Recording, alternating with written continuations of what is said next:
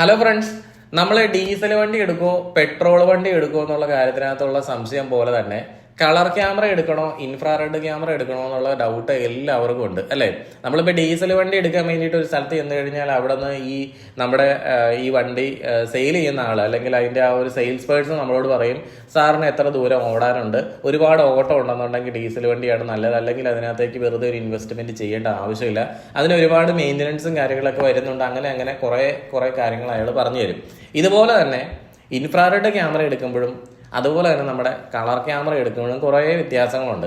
അപ്പോൾ എന്താണ് ഈ ഇൻഫ്രാറെഡ് ക്യാമറയും കളർ ക്യാമറയും തമ്മിലുള്ള പ്രധാനപ്പെട്ട വ്യത്യാസം, നമ്മുടെ വീട്ടിൽ ഏതാണ് നല്ലത്, നമ്മുടെ വീട്ടിൽ ഏതായിരിക്കും ഏറ്റവും നല്ലതെന്നൊക്കെ അറിയണമെന്നുണ്ടെങ്കിൽ എൻ്റെ ഒരു വീഡിയോ നിങ്ങൾ മുഴുവനായിട്ട് കണ്ടു നോക്കുക കേട്ടോ. സ്കിപ്പ് അടിച്ച് കണ്ടു കഴിഞ്ഞാൽ ഇതൊന്നും മനസ്സിലാകത്തില്ല, കാരണം ഇതൊരു ടെക്നിക്കൽ ആയിട്ടുള്ളൊരു കാര്യമാണ്. അപ്പോൾ ഈ രണ്ട് ക്യാമറകളാണ് നമ്മളിന്ന് ഡെമോ ചെയ്യാൻ വേണ്ടി പോകുന്നത്. ഇത് നോർമൽ 5MP ക്യാമറയാണ്, ഇൻഫ്രാറെഡ് ക്യാമറയാണ്.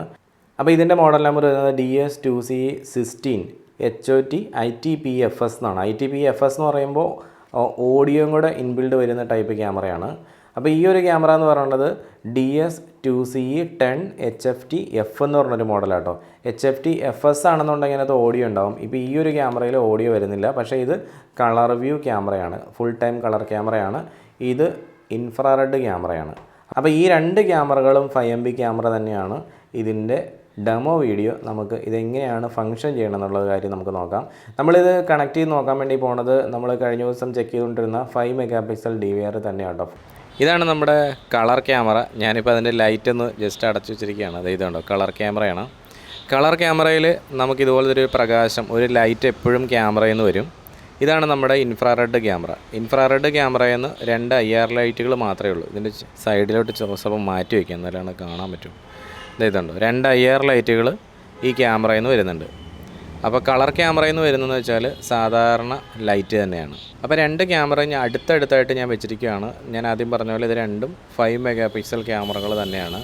ഇതൊരു മെറ്റൽ ബോഡി വരുന്ന ക്യാമറയാണ് കേട്ടോ. ഇത് പ്ലാസ്റ്റിക് ബോഡി വരുന്ന നോർമൽ മോഡൽ ക്യാമറയാണ്. അപ്പോൾ ഇതിൽ നിന്ന് വരുന്ന ഒരു പ്രകാശം എന്ന് പറഞ്ഞാൽ നമ്മുടെ മൊബൈൽ ടോർച്ചിൻ്റെയൊക്കെ ആ ഒരു ലൈറ്റ് തന്നെയാണ് ഇതിനകത്തായിട്ട് വരുന്നത്. അത്രയും വെട്ടം മാത്രമേ ഉള്ളൂ, ഒരു മൊബൈൽ ടോർച്ച് അടിക്കുന്ന വെട്ടം മാത്രമേ ഉള്ളൂ. കാരണം ഈ ഒരു ലൈറ്റ് ഇതിൽ നിന്ന് അടിക്കുമ്പോഴത്തേക്ക് ഇതിൻ്റെ ഓപ്പോസിറ്റ് ഡയറക്ഷൻ ഞാൻ നിങ്ങളൊന്ന് കാണിച്ചു തരാം. ഇതാണ് ഇതിൻ്റെ ഓപ്പോസിറ്റ് ഡയറക്ഷൻ. അപ്പോൾ ഇതിൻ്റെ അതർ സൈഡിൽ നമ്മളിപ്പോൾ ഒരു ലൈറ്റ് ഇട്ട് വെച്ചിട്ടുണ്ട് കേട്ടോ. ഞാനിപ്പോൾ ഈ ഒരു വ്യൂ നിങ്ങളൊന്ന് കാണിച്ചു തരാം. താഴെയൊക്കെ കുറച്ച് വെട്ടം കാണുന്നുണ്ട്, പക്ഷേ ആ വെട്ടമൊന്നും മുകളിലോട്ട് വരില്ല. കാരണം എന്ന് വെച്ചാൽ ക്യാമറ നമ്മുടെ നേരെ ഇരിക്കുന്നല്ലോ. അപ്പോൾ അത് ഈ ഒരു ഡയറക്ഷനിൽ ഇങ്ങനെയാണ് നമ്മുടെ ക്യാമറ ഇരിക്കുന്നത്. അപ്പോൾ അതുകൊണ്ട് തന്നെ താഴത്തെ വെട്ടമൊന്നും ഇതിനകത്ത് വലിയതായിട്ട് എഫക്റ്റ് ചെയ്യില്ല. ഇനി നമുക്ക് ഉള്ളിലോട്ട് പോയിട്ട് എങ്ങനെയാണ് ഇതിൻ്റെ വ്യൂ വരുന്നത് എന്നുള്ള കാര്യം ഒന്ന് നോക്കാം. ഇവിടെ 2 ക്യാമറ ഞാൻ ഒരു ബോക്സിൻ്റെ മുകളിൽ എടുത്തു വെച്ചിട്ടുണ്ട്. അപ്പോൾ നിങ്ങൾക്കറിയാം, ഏതൊരു ക്യാമറയും ഒരു സാധാരണ ക്യാമറ IR ക്യാമറ എന്ന് വെച്ചാൽ ഇൻഫ്രാറെഡ് നൈറ്റ് വിഷനുള്ള ക്യാമറ. രാത്രിയിലുള്ള വിഷൻ എന്ന് പറഞ്ഞാൽ ബ്ലാക്ക് ആൻഡ് വൈറ്റ് ആയിരിക്കും. അപ്പോൾ അതൊരു ബ്ലാക്ക് ആൻഡ് വൈറ്റ് എന്ന് പറഞ്ഞാൽ ഒരു ഗ്രേ സ്കെയിലായിരിക്കും അത് കാണുക. ഇപ്പോൾ നമ്മൾ ഈ കാണുന്ന പോലെ തന്നെ. അപ്പോൾ ഇവിടെ ഒരു ലൈറ്റ് ഇവിടെ കിടപ്പുണ്ട്. ഇത് കണ്ടോ, ഇതൊരു ലൈറ്റാണ്. ഈ ഒരു ലൈറ്റ് ഈ ക്യാമറയുടെ ഫ്രണ്ടിൽ കിടന്നിട്ടും ഈ ക്യാമറ കളറിലേക്ക് മാറിയിട്ടില്ല. കാരണം എന്ന് വെച്ചാൽ ഈ ഒരു ക്യാമറയുടെ സെൻസറിൽ അതിന് ആവശ്യത്തിനുള്ള കളറിലേക്ക് മാറാൻ വേണ്ടിയിട്ടുള്ള ഒരു വെട്ടം ഈ ഒരു ക്യാമറയുടെ സെൻസറിൽ അടിക്കാത്തതുകൊണ്ടാണ് ഈ ഒരു ക്യാമറ ഇവിടെ ലൈറ്റ് ഉണ്ടെങ്കിലും കളറിലാകാത്തത്. ഓക്കെ. അപ്പോൾ ചില ആളുകൾ എന്നോട് ചോദിക്കുന്നതിൻ്റെ ഒരു ഉത്തരമാണ് ഞാൻ പറഞ്ഞത്. ചില ആൾക്കാർ ഇങ്ങനെ ചോദിക്കാറുണ്ട്, നമ്മൾ ക്യാമറ വയ്ക്കാൻ പോകുന്ന സമയത്ത് നമ്മൾ പറയും എന്തെങ്കിലും ലൈറ്റ് ഉണ്ടെന്നുണ്ടെങ്കിൽ ആ ഒരു ക്യാമറ കളറിലേക്ക് മാറും എന്ന് പറയും. പക്ഷേ കളറിലേക്ക് മാറണമെങ്കിൽ അതിന് ആവശ്യത്തിനുള്ള ലൈറ്റ് അടിക്കണം. ഇപ്പോൾ ഇവിടെ ഇട്ടിരിക്കുന്ന ഈ ഒരു 30 വാട്ടിൻ്റെ ലൈറ്റ് ശരിക്കും പറഞ്ഞാൽ ഈ ഒരു ക്യാമറയ്ക്ക് കളറിലേക്ക് മാറാനുള്ള പ്രകാശം അല്ല എന്നാണ് ക്യാമറ നമ്മളോട് പറയുന്നത്. അപ്പോൾ ഞാനിപ്പോൾ കളർ ക്യാമറയുടെ വ്യൂ ഒന്ന് നിങ്ങളെ കാണിച്ചു തരാം. ഇതിപ്പോൾ നമ്മൾ ബ്ലാക്ക് ആൻഡ് വൈറ്റ് കണ്ടോ, ഇതാണ് നമ്മുടെ കളർ ക്യാമറ. നമ്മളിപ്പോൾ ഈ കണ്ട അതേ സ്ഥലം തന്നെയാണ് ഇപ്പോൾ നമ്മൾ ഈ ഒരു കളർ ക്യാമറയിൽ കാണുന്നത്. കണ്ടോ, എത്രയോ ക്ലിയർ ആയിട്ടാണ് നമ്മളത് കാണാൻ നോക്കിയത്. ഇപ്പോൾ ഇവിടെ കണ്ടിരുന്ന ആ ഒരു പച്ചപ്പൊക്കെ നല്ല ക്ലിയർ ആയിട്ട് തന്നെ കാണുന്നുണ്ട്. ഞാനിപ്പോൾ ഈ ഒരു ക്യാമറയുടെ സെറ്റിങ്സോ കാര്യങ്ങളൊന്നും മാറ്റിയിട്ടില്ല. ഇതിപ്പോൾ ഒരു സെറ്റിങ്സ് മാറ്റാതെ ആ ഒരു ഗ്ലോബൽ എന്നുള്ള ആ ഒരു സെറ്റിങ്സ് തന്നെയാണ് ഇപ്പോഴും നിൽക്കണം. ഇതും അതുപോലെ തന്നെയാണ്, യാതൊരു മാറ്റങ്ങളും വരുത്തിയിട്ടില്ല. ഞാൻ ജസ്റ്റ് നിങ്ങളെ ഈ ഒരു കളർ ക്യാമറയുടെ ക്ലാരിറ്റി ഒന്നും കൂടെ വർദ്ധിപ്പിക്കുന്ന രീതിയിൽ, ഇപ്പോൾ ഇരുട്ടായിട്ട് നിൽക്കുന്ന സ്ഥലമൊക്കെ കുറച്ചും കൂടെ തെളിച്ചാക്കുന്ന രീതിയിൽ ഞാനൊന്ന് സെറ്റപ്പ് ഒന്ന് കാണിച്ചു തരാം. അപ്പോൾ ഇതിൽ ഈ OSD എന്നുള്ളൊരു മെനു ഒക്കെ എടുക്കാൻ വേണ്ടി നമ്മൾ കഴിഞ്ഞ വീഡിയോയിൽ കണ്ടതാണ്. അതുകൊണ്ട് ഞാൻ അതിനെപ്പറ്റി കൂടുതൽ പറയുന്നില്ല. അപ്പോൾ നമ്മൾ ആ OSD മെനു സെലക്ട് ചെയ്യുക. ഈ ഐറിസ് പ്ലസ് സെലക്ട് ചെയ്ത് കഴിഞ്ഞാൽ നമുക്കിവിടെ ഇപ്പോൾ ഈ ഒരു ക്യാമറ നിൽക്കുന്നത് 5MP 20 ഫ്രെയിംസിലാണ്. ഇതിൻ്റെ എക്സ്പോഷർ മോഡ് ഒന്ന് ജസ്റ്റ് ഒന്ന് ചേഞ്ച് ചെയ്യുകയാണ്. കണ്ടോ, എക്സ്പോഷർ മോഡ് ഗ്ലോബൽ മാറ്റി ഞാനൊന്ന് BLC ബാക്ക് ലൈറ്റ് കോമ്പൻസേഷൻ എന്നുള്ളൊരു മോഡിലേക്ക് ഞാൻ ചേഞ്ച് ചെയ്തു. അതുപോലെ തന്നെ നിങ്ങൾക്ക് വേണമെങ്കിൽ HLC എന്നുള്ള ഓപ്ഷനിൽ മാറ്റാം, പിന്നെ WDR മാറ്റാം. ഇതൊക്കെ നമ്മൾ കഴിഞ്ഞ ദിവസം കണ്ടതാണ്. അപ്പോൾ നേരെ ഞാൻ ആ BLC മോഡിലേക്ക് ഒന്ന് ഇടുകയാണ്, ബാക്ക് ലൈറ്റ് കോമ്പൻസേഷൻ. ആ ബാക്ക് ലൈറ്റ് കോമ്പൻസേഷൻ ഞാൻ ഇട്ട ശേഷം സേവ് ചെയ്യുകയാണ്. ഓക്കെ, ഇപ്പോൾ നിങ്ങൾക്ക് കുറച്ചും കൂടെ ഒരു തെളിച്ചമൊക്കെ ഈ ക്യാമറയിൽ വന്നേക്കണായിട്ട് കാണാൻ പറ്റും. കണ്ടോ, നല്ല ക്ലിയർ ആയിട്ട് തന്നെയാണ് ഈ ക്യാമറ ഇപ്പോൾ നമുക്ക് നിൽക്കുന്നത്. അപ്പോൾ നമുക്ക് ഈ 2 ക്യാമറകൾ ഇനിയൊന്ന് സൂം ചെയ്ത് നോക്കാം. ഇത് ഇവിടെ ഇപ്പോൾ സൂമിങ്ങിൻ്റെ ഓപ്ഷൻ എടുത്തു കഴിഞ്ഞാൽ ഈ ഒരു നമ്പർ പ്ലേറ്റിൽ, ഇതൊരു നമ്പർ പ്ലേറ്റ് ഡിറ്റക്ഷൻ ക്യാമറയൊന്നും അല്ല കേട്ടോ, ഞാനിത് ജസ്റ്റ് ഒരു ക്ലാരിറ്റി കാണിക്കാൻ വേണ്ടി മാത്രം വെച്ചെന്ന് ഉള്ളൂ, അല്ലാതെ ഇത് നമ്പർ പ്ലേറ്റ് ഡിറ്റക്റ്റ് ചെയ്യുന്ന ക്യാമറയൊന്നുമല്ല. ഇപ്പോൾ ഈ ഒരു ക്യാമറ നമ്മൾ സൂം ചെയ്ത് വെച്ച് കഴിയുമ്പോൾ മാക്സിമം സൂമിങ്ങിലാണ് ഇപ്പോൾ ഈ ക്യാമറ കിടക്കുന്നത്. ഈ നമ്പർ നിങ്ങൾക്ക് വ്യക്തമായിട്ട് ഈ ഒരു എഴുത്ത് വായിക്കാൻ പറ്റുന്നുണ്ട്, 6867. Okay, KL67B6867. ഈ KL67B എന്ന് എഴുതിയേക്കണം, അത്രത്തോളം ഒന്നും വായിക്കാൻ പറ്റുന്നില്ല. പക്ഷേ എന്നാലും 67 എന്നുള്ളതൊക്കെ നിങ്ങൾക്ക് കാണാൻ പറ്റുന്നുണ്ടാവും. മാത്രമല്ല ഈ ഒരു ഏരിയയൊക്കെ നമ്മൾ സൂം ചെയ്ത് ഒന്ന് നോക്കുകയാണെന്നുണ്ടെങ്കിൽ ഇതുണ്ടോ, ഒരു ചെറിയൊരു ഗ്രെയിംസ് പോലെ ഇങ്ങനെ പിരുത്ത് ഇരിക്കുന്നുണ്ട്. കണ്ടോ, മിന്നുന്നുണ്ട് ഇവിടെ കിടന്നിട്ട്. അതുപോലെ തന്നെ ഈ ഒരു ഇരുട്ട ഏരിയയിലേക്ക് നമ്മൾ വരുവാണെങ്കിൽ ദേ ഈ ലെഫ്റ്റ് സൈഡിലേക്ക് നമ്മളിങ്ങനെ വരുവാണെങ്കിൽ ഇത് കണ്ടോ, ഇതാണ് നമ്മുടെ ആ ഒരു തൊട്ടടുത്ത് നിന്നുണ്ടായിരുന്ന ആ ഒരു പേരയാണിത്. അപ്പോൾ ആ ഒരു പേരമരത്തിൻ്റെ അപ്പുറത്തേക്കുള്ള സ്ഥലമൊക്കെ കംപ്ലീറ്റ് ഡാർക്കായിട്ടാണ് കാണുന്നത്. കണ്ടോ, അതുമാത്രമല്ല ആ ഏരിയയൊക്കെ ഇങ്ങനെ മിന്നിക്കൊണ്ടിരിക്കുകയാണ്. അപ്പോൾ എന്താണ് നമ്മളിപ്പോൾ അതിൻ്റെ അപ്പുറത്തേക്കൊന്നും കാണാൻ പറ്റുന്നതെന്ന് വെച്ചാൽ, ഒന്നാമത് ഇവിടെ ലൈറ്റിൻ്റെ ഇൻറ്റൻസിറ്റി തീരെ കുറവാണ്. അതുമാത്രമല്ല ഇങ്ങോട്ടേക്ക് പോകുന്ന ഇൻഫ്രാറെഡ് ഇവിടെ ഈ ഒരു ഹാൻഡ് ഗ്രില്ലിലും ഈ ചെടിയിലും അതുപോലെ ഈ പേരമരത്തിൻ്റെ ഈ ഒരു ഇലയിലൊക്കെ തട്ടി അത് റിഫ്ലക്റ്റ് ചെയ്യുവാണ്. അപ്പോൾ അതിനപ്പുറത്തേക്ക് കാണാൻ പറ്റുന്നില്ല. അതായത് നമ്മുടെ ഈ ഒരു IR ക്യാമറകളുടെ എല്ലാത്തിൻ്റെ ഒരു പ്രോബ്ലം എന്താണെന്ന് വെച്ചാൽ, ഇൻഫ്രാറെഡ് ലൈറ്റ് എങ്ങും ബ്ലോക്ക് ആകാൻ പാടില്ല. ഇൻഫ്രാറെഡ് ലൈറ്റ് ബ്ലോക്ക് ആയി കഴിഞ്ഞാൽ അപ്പുറത്തുള്ള വശം ഒന്നും നമുക്ക് കാണാൻ പറ്റില്ല. അതേസമയം നമ്മുടെ ആ കളർ ക്യാമറ ഒന്ന് എടുത്ത് നോക്കാം. ഇതുണ്ടോ, ഇതാണ് നമ്മുടെ ആ ഒരു കളർ ക്യാമറ. ഈ കളർ ക്യാമറ ഞാൻ ജസ്റ്റ് ഒന്ന് സൂം ചെയ്ത് കാണിച്ചു തരാം. ഇതുണ്ടോ, നമ്മളിപ്പോൾ ഈ ഒരു ഇതൊരു പോസ്റ്റാണ്, ആ പോസ്റ്റിൻ്റെ അപ്പുറത്ത് നിൽക്കുന്ന ആ ഒരു സ്ഥലം ഇതുണ്ടോ, ഇവിടെ ഒരു ജനലുണ്ട്. ദേ ഇത് കളർ ക്യാമറയിൽ നമുക്ക് ആ ജനൽ വ്യക്തമായിട്ട് കാണാൻ പറ്റുന്നുണ്ട്. ഇതുണ്ടോ, ഇതിൻ്റെ ഇടയിലൂടെ ഈ മരത്തിൻ്റെയൊക്കെ ഇടയിലൂടെയുള്ള ആ ഒരു സ്പേസൊക്കെ അത്യാവശ്യം ക്ലിയറായിട്ട് കാണാൻ പറ്റുന്നുണ്ട്. ഇതുണ്ടോ, പക്ഷേ നമ്മുടെ ഈ ഒരു ജനൽ നമ്മുടെ ബ്ലാക്ക് ആൻഡ് വൈറ്റ് ക്യാമറയിൽ, ഇൻഫ്രാറെഡ് ക്യാമറയിൽ നമ്മൾ കാണുന്നേ ഇല്ല. ഇതുണ്ടോ, അങ്ങനെ ഒരു ജനൽ അവിടെ ഉണ്ടെന്ന് പോലും അറിയാൻ പറ്റുന്നില്ല. കാരണം ക്യാമറയുടെ വ്യൂ ഇവിടെ ശരിക്കും പറഞ്ഞാൽ ഈ ഒരു പേരമരത്തിൻ്റെ ഈ ഒരു ശിഖരത്തിൽ തട്ടിയിട്ട് ഇൻഫ്രാറെഡ് ഇവിടെ ബ്ലോക്ക് ആയേക്കുവാണ്. ഈ ശിഖരം അങ്ങ് വെട്ടിക്കളയുവാണെന്നുണ്ടെങ്കിൽ നമുക്ക് ഇതിന് അപ്പുറത്തേക്കുള്ള സ്ഥലം കാണാൻ പറ്റും, വ്യക്തമാകും. അപ്പോൾ അതാണ് ഇതിൻ്റെ അതൊരു വ്യത്യാസം പറഞ്ഞാൽ. പിന്നെ നിങ്ങൾക്ക് ഈ ഒരു ക്യാമറയിൽ ഞാൻ മനസ്സിലാക്കിയ മറ്റൊരു കാര്യം എന്ന് വെച്ചാൽ, ഇവിടെ ഇങ്ങനെ ഒരു ഗ്രെയിൻസ് ഇങ്ങനെ വന്നുകൊണ്ടിരിക്കുന്നുണ്ട്. ഈ ബ്ലാക്കിൻ്റെ ആ ഒരു ഷെയ്ഡും വരണ സമയത്ത് കണ്ടോ, ഒരു ഗ്രെയിൻസ് ഇങ്ങനെ വന്നുകൊണ്ടിരിക്കുന്നുണ്ട്. ആ സമയം ഇതേ സ്ഥലം തന്നെ നമ്മൾ മറ്റേ ക്യാമറയിൽ എടുക്കുവാണെങ്കിൽ ദേ അങ്ങനെ ഒരു ഗ്രെയിംസ് ഒന്നും ഇല്ല.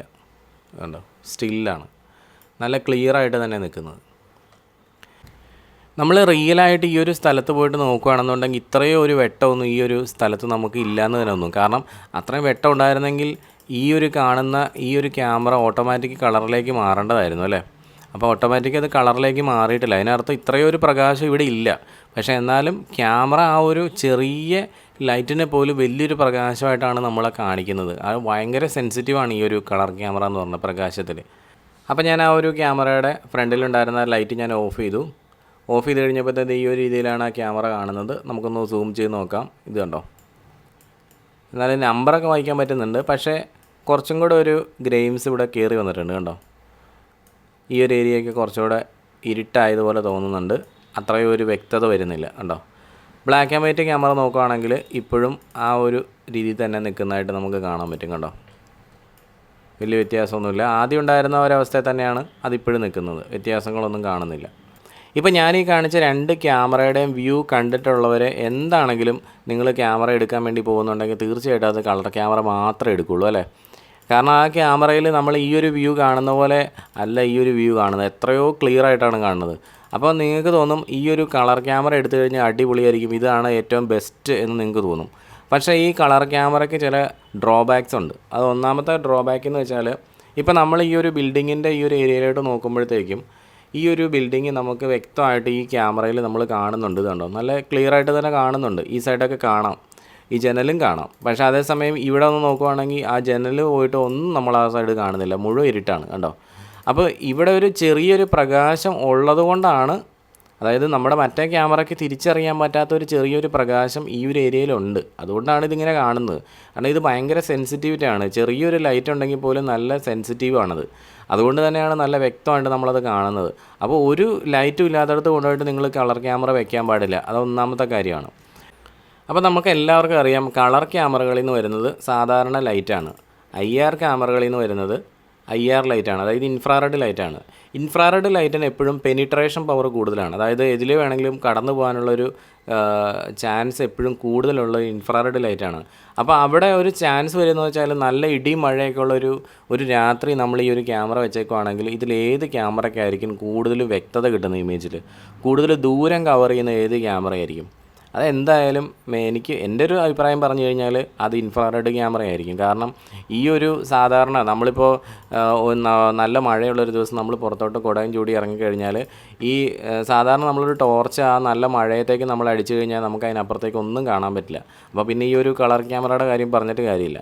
അതായത് ഞാൻ ഉദ്ദേശിച്ചത് വേറെ ലൈറ്റോ കാര്യങ്ങളൊന്നും ഇല്ലാത്ത അവസ്ഥയിലാണ് കേട്ടോ. വേറെ ലൈറ്റോ കാര്യങ്ങളൊന്നും ഇടാതെ നിങ്ങൾ ഈ ഒരു ക്യാമറയുടെ പ്രകാശത്തിൽ മാത്രം ആ ഒരു സ്ഥലം നിങ്ങൾ നോക്കാൻ വേണ്ടി ഇരിക്കുകയാണെന്നുണ്ടെങ്കിൽ അത് എന്താണെങ്കിലും IR ലൈറ്റുള്ള ക്യാമറയായിരിക്കും കൂടുതൽ പെർഫോമൻസ് ആ ദിവസം തരുന്നത്. പിന്നെ നമ്മുടെ സാധാരണ ഒരു ബ്ലാക്ക് ആൻഡ് വൈറ്റ് ക്യാമറ, അതായത് ഇൻഫ്രാറെഡ് ക്യാമറയുടെ പവർ കൺസപ്ഷൻ എന്ന് പറഞ്ഞാൽ 3.7 വാട്ട്സ് ആണ്. അതായത് 12 വോൾട്ട് പവറിൽ 305 മില്ലി ആംപിയറാണ് കറണ്ട് കൺസ്യൂം ചെയ്യുന്നത്. അതേസമയം നമ്മുടെ കളർ ക്യാമറ ആണെന്നുണ്ടെങ്കിൽ 12 വോൾട്ട് പവറിൽ 291 മില്ലി ആംപിയറാണ് പവർ കൺസപ്ഷൻ. അതായത് 3.5 വാട്ടാണ് മാക്സിമം പവർ കൺസപ്ഷൻ വരുന്നത്. അപ്പോൾ കൂടുതൽ പവർ കൺസ്യൂം ചെയ്യുന്നത് ഒരു പൊടിക്കെങ്കിലും പവർ കൂടുതൽ കൺസ്യൂം ചെയ്യുന്നത് ഇൻഫ്രാറെഡ് ക്യാമറയാണ്. നമ്മുടെ ഈ ഒരു കളർ ക്യാമറയുടെ വൈറ്റ് ലൈറ്റ് ഡിസ്റ്റൻസ്, പ്രത്യേകം ഞാൻ പറയണമെന്ന് നോക്കുക, വൈറ്റ് ലൈറ്റ് ഡിസ്റ്റൻസ് എന്ന് പറയണം. കാരണം ക്യാമറയിൽ നിന്ന് വരുന്നത് വൈറ്റ് ലൈറ്റ് ആണല്ലോ. അതിൻ്റെ ദൂരം എന്ന് പറയുന്നത് 20 മീറ്റർ ആണെങ്കിൽ നമ്മുടെ ഈ ഇൻഫ്രാറെഡ് ക്യാമറയുടെ IR ലൈറ്റ് ഡിസ്റ്റൻസ് വരുന്നത് 25 മീറ്ററാണ് കേട്ടോ. ഈ 25 മീറ്ററിലൊന്നും വലിയ കാര്യമൊന്നുമില്ല. എല്ലാ ക്യാമറയും ബേസിക് മോഡൽ സ്റ്റാർട്ട് ചെയ്യുന്ന 25 മീറ്ററിലാണ്. പിന്നെ വരുന്നതെന്ന് വെച്ചാൽ 30 മീറ്ററിൻ്റെ വരുന്നുണ്ട്, 40 മീറ്ററിൻ്റെ വരുന്നുണ്ട്, 60 മീറ്ററിൻ്റെ ഉണ്ട്, 80 മീറ്ററിൻ്റെ ഉണ്ട്. ഇങ്ങനെ പല ടൈപ്പ് സാധനങ്ങൾ നമുക്ക് വരുന്നുണ്ട്. അപ്പം ഞാൻ നോക്കിയിട്ട് ഇപ്പോൾ 80 മീറ്ററിൻ്റെ ഇൻഫ്രാറെഡ് ലൈറ്റ് വിഷൻ കിട്ടുന്ന ക്യാമറ ഞാൻ എടുത്ത് നോക്കിയിട്ട് ഇവർ ഈ പറയുന്നത് വെച്ചാൽ 80 മീറ്റർ ദൂരം ഇൻഫ്രാറെഡിന് പോകാൻ പറ്റുമെന്നാണ്.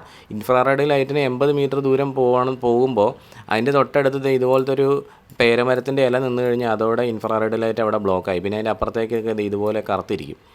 അപ്പോൾ അതിനകത്ത് വലിയൊരു കാര്യമില്ല. പിന്നെയെന്ന് വെച്ചാൽ നമ്മൾ ഈ 80 മീറ്റർ ഇൻഫ്രാറെഡ് ലൈറ്റ് കിട്ടുന്ന ക്യാമറകളുടെ ഒരു പെർഫോമൻസ് എന്ന് പറയുന്നത് എനിക്ക് അത്രത്തോളം നല്ലതായിട്ട് തോന്നിയിട്ടില്ല. കാരണം അത് ആ ഒരു ലൈറ്റിന് ഹൈ പവർ ബീമാണ് വരുന്നത്. ഒരു 4 ഇൻഫ്രാറെഡ് LED അതിന് ചുറ്റിനും ക്യാമറയ്ക്ക് ചുറ്റും നിൽക്കുന്ന നല്ല ഹൈ പവർ LED.